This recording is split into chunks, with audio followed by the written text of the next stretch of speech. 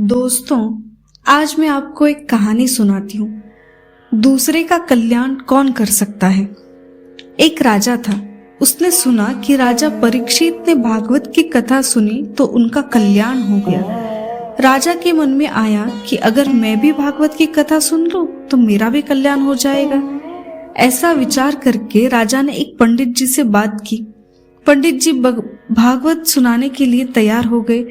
निश्चित समय पर भागवत कथा आरंभ हुई। 7 दिन बीतने पर कथा समाप्त हुई। दूसरे दिन राजा ने पंडित जी को बुलाया और कहा कि पंडित जी, न तो आपने भागवत सुनाने में कोई कमी रखी, न मैंने सुनने में कोई कमी रखी। फिर भागवत सुनने पर कोई फर्क तो पड़ा नहीं।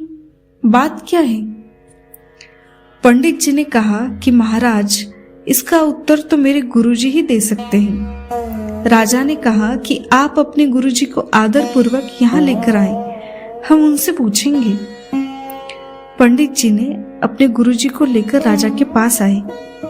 राजा ने अपनी शंका गुरुजी के सामने रखी कि भागवत सुनने पर भी मेरा कल्याण क्यों नहीं हुआ, मन की हलचल क्यों नहीं मिटी।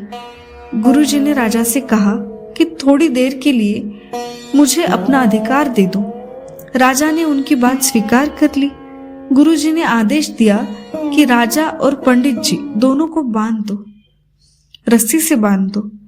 राजपुरुषों ने दोनों को रस्सी से बांध दिया।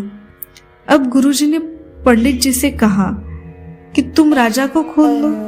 पंडित जी बोले कि मैं खुद बंधा हूं, फिर राजा को कैसे खोल सकता हूं। गुरुजी ने राजा से कहा कि तुम पंडित जी को खोल दो। राजा ने भी यही उत्तर दिया कि मैं खुद बंधा हूं, पंडित जी को कैसे खोलूं। गुरुजी ने कहा कि महाराज, मैंने आपको प्रश्न का उत्तर दे दिया। राजा ने कहा, मैं समझा नहीं। गुरुजी बोले, जैसे खुद बंधा हुआ आदमी दूसरे को नहीं खोल सकता, ऐसे ही जो खुद बंधन में पड़ा है वह दूसरे को बंधन मुक्त कैसे कर सकता है, दूसरे का कल्याण कैसे कर सकता है। अनुभवी पुरुष से जो लाभ होता है वैसा लाभ दूसरे पुरुष से नहीं होता। इसीलिए अनुभवी पुरुष की वाणी के अनुसार ही अपना जीवन बनाना चाहिए।